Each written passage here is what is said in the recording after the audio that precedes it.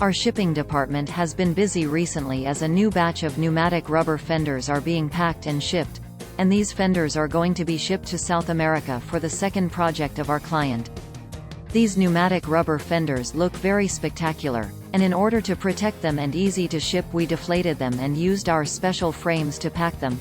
Before shipment, all the fenders were tested under the witness of LR inspectors, and the final results of all the tests meet the client's requirements according to ISO 17357-2014. Actually, this is not the first time that our customer chose our pneumatic rubber fenders. Due to the successful cooperation of the first time, we once again received the new demand from the customer in just a few months. We know what the customers demand: good price, high quality, short delivery time and 24 hours after sales services are all reasons why Nanjing Deers has been chosen. If you have any requirements or questions about our rubber fenders, welcome to contact us.